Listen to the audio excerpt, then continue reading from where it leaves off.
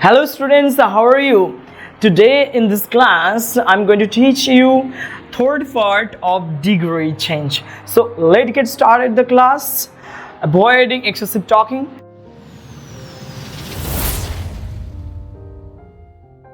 I have already taught to all of you the first rules of degree, and in this class I'm going to discuss on the topic of degrees, that the same part, but that will be the second rule I'm going to discuss. And look at the board and watch this video till the end, avoiding skip or scrolling. If you get to know anything special, stay connected with this video. So let's get started. Interchange of degree of comparison. Comparison মানে তুলনা। গত ভিডিওতে আমি দেখিয়েছি যে comparison means তুলনা, যেটা first rule আমি শিখিয়েছি, তোমরা অবশ্যই দেখেছো হয়তো। আর যদি না দেখে থাকো ডেসক্রিপশনে দেওয়া রয়েছে, অবশ্যই দেখে নিও, তার সঙ্গে বেসিকটাও দেখে নিও, ফার্স্ট রুলটাও দেখে নিও।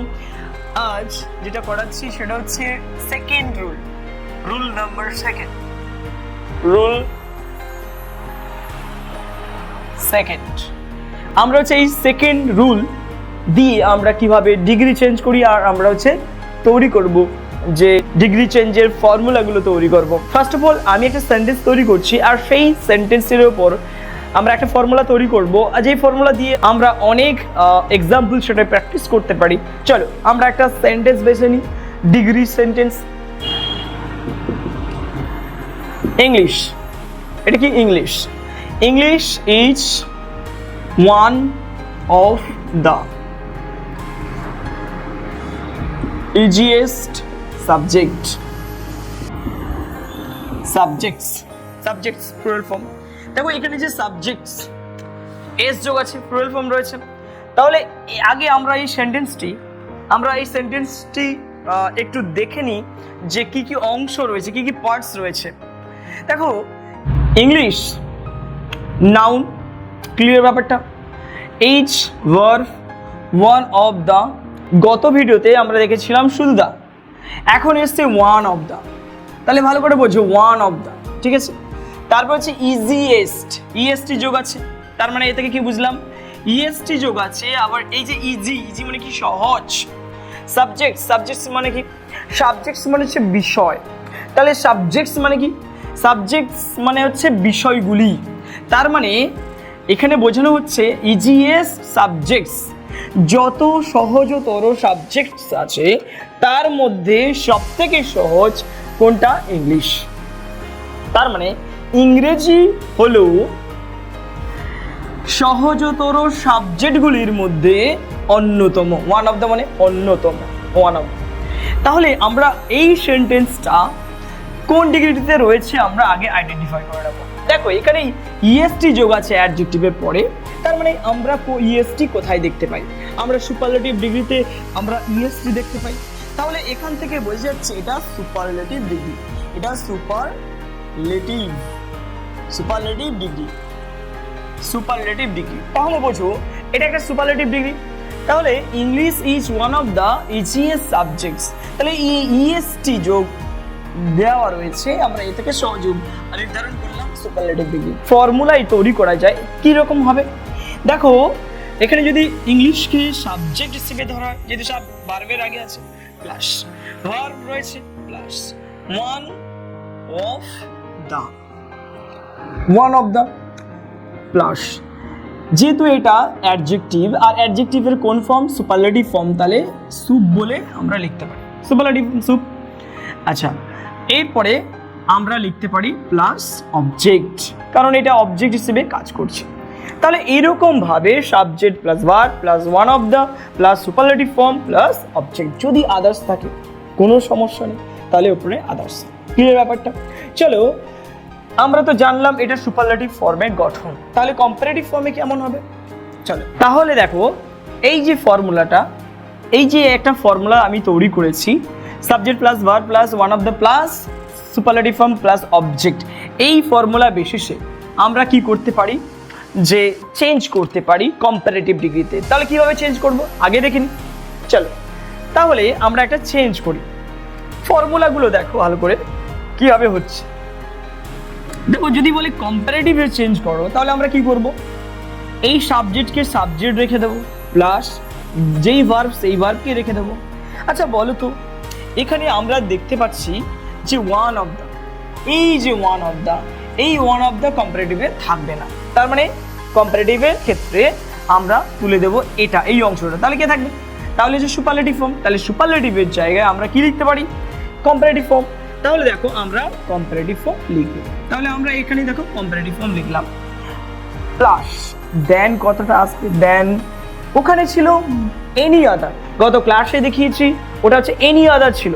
দেখো এখানে অনেকের মধ্যে রয়েছে, সেরাদের মধ্যে সেরা, তাহলে আমরা মোস্ট আদার ব্যবহার করতে পারি, মোস্ট আদার প্লাস অবজেক্ট, যেটা হবে প্লুরাল ফর্ম, ঠিক আছে।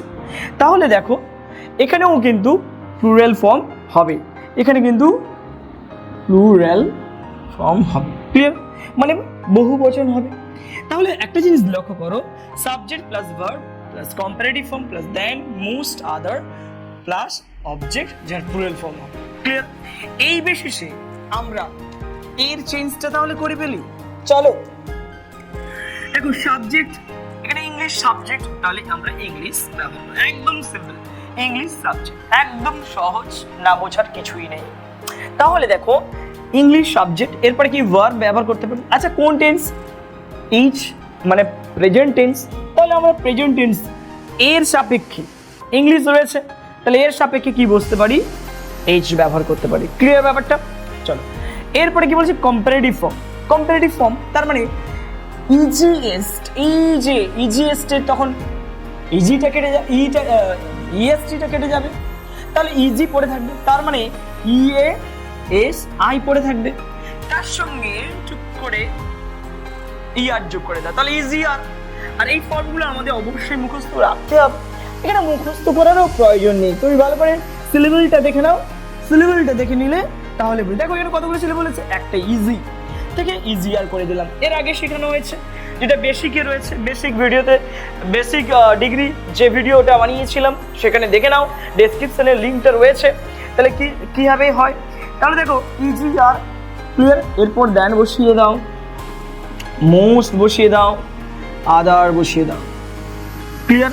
তাহলে English is easier than most other, প্রায় অন্যান্য, ঠিক আছে, প্লাস অবজেক্ট কি, তাহলে অবজেক্ট হচ্ছে এখানে সাবজেক্টস, তাহলে আমরা সাবজেক্টস লিখতে পারি, সাবজেক্টস ফুল স্টপ। তাহলে দেখো প্লুরাল ফর্ম হলো। তাহলে দেখো English is easier than most other subjects, তাহলে এইরকম ভাবে সুপারলেটিভ ফর্ম থেকে আমরা কম্পারেটিভ ফর্মে নিয়ে আসতে পারি। তাহলে এটা কি কম্পারেটিভ ফর্ম। তাহলে এই যে ফর্মুলা, তাহলে আমরা আরেকটা ফর্মুলা জানলাম, এই ফর্মুলাটা, তাহলে এটা কি কম্পারেটিভ ফর্মের ফর্মুলা, এটা কি কম্পারেটিভ ফর্মের ফর্মুলা, আর এটা হচ্ছে সুপারলেটিভ ফর্মের ফর্মুলা। এইরকম ভাবে আমরা সুপারলেটিভ থেকে কম্পারেটিভ করতে পারি। আচ্ছা চলো পজিটিভ কিভাবে করা যাবে, তাহলে এগুলো থেকে আমরা পজিটিভ ডিগ্রির যে ফর্মুলাটা তৈরি করব এই একটাই এক্সাম্পলের দিয়ে, চলো পরপর করে। তাহলে দেখো আমরা দুটো পেয়ে গেছি, তাহলে এদের থেকে পজিটিভটা বের করি। পজিটিভ বানাতে গেলে আমাদের কি করতে হবে, দেখো এখানে ভেবেছিলাম যে এই দেন এনি আদার মোস্ট, আগে দেখানো হয়েছিল যে দেন এনি আদার, তখন নো আদার এসেছিল, এই যে দেন তখন কাটা যাবে যদি পজিটিভ করি। আচ্ছা মোস্ট আদারও কাটা যাবে, মোস্ট আদার, তাহলে দেন মোস্ট আদার এগুলো কি হবে, কাটা যাবে, তাহলে কে থাকবে পড়ে, তাহলে ওগুলোর পরিবর্তে আমরা কি ব্যবহার করব, ভেরি ফিউ, আমরা ভেরি ফিউ ব্যবহার করতে পারি। তাহলে দেন মোস্ট আদার এগুলোর পরিবর্তে আমরা কি ব্যবহার করতে পারি, ভেরি ফিউ ব্যবহার করতে পারি মোস্ট আদারের জায়গায়, ঠিক আছে।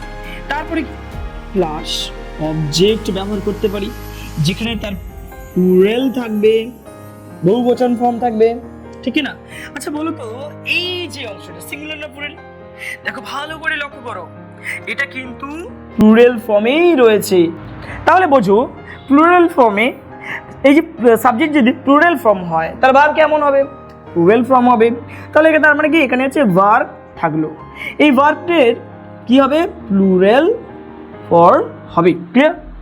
প্লাস তারপর কি থাকবে, আচ্ছা তাহলে বোঝো যে আমরা হচ্ছে দেন কেটে দিলাম, মোস্ট আদারের জন্য ভেরি ফিউ নিয়ে আসলাম, আচ্ছা অবজেক্ট নিয়ে চলে এলাম, তারপর অবজেক্ট নিয়ে এলাম, প্লাস তারপর ভার্ব নিয়ে এলাম। তবে কিন্তু এই ভার্বটা এখানে বসবে না, খেয়াল রাখবে এই ভার্বটি কখনো এখানে বসবে না। এই ভার্বটি বসানো হয়েছে এই সাবজেক্টের সাপেক্ষে, তার মানে এই সাবজেক্টের সাপেক্ষে এই ভার্বটা বসবে।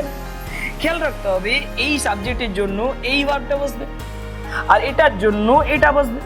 তার মানে এখানে ইজ আছে, যেহেতু ইংলিশ সিঙ্গুলার তাহলে ইজ বসছে, যেহেতু এটা প্লুরাল ফর্ম তাহলে এখানে কি বসবে, প্লুরাল ভার্ব বসবে।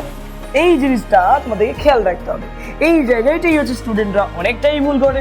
তবে খেয়াল রাখতে হবে এই ভার্বটা যেন এখানে না আসে, ক্লিয়ার, বা টেন্স আসতে পারে, ক্লিয়ার ব্যাপারটা। চলো এরপরে যেটা সাজাতে হবে সেটা কি, অ্যাজ আমাদের নিয়ে আসতে হবে, অ্যাজ তুলনা করতে গেলে আমাদের অ্যাজ নিয়ে আসতে হবে পজিটিভ ডিগ্রিতে। তারপর কি করবো দেখো, তারপর হচ্ছে পজিটিভ ফর্ম নিয়ে আসবো, প্লাস আবার অ্যাজ নিয়ে আসবো, প্লাস এরপরে কি রয়েছে ইংলিশ, তার মানে ইংলিশ বা যেটাকে বলবো এখানে সাবজেক্ট। তাহলে দেখো সাবজেক্ট নিয়ে এলাম, তাহলে দেখো very few plus object plural form plus verb plural form, as plus positive form মানে পজিটিভ ডিগ্রির যে ফর্মটা, আর কি অ্যাজ প্লাস সাবজেক্ট বসবে।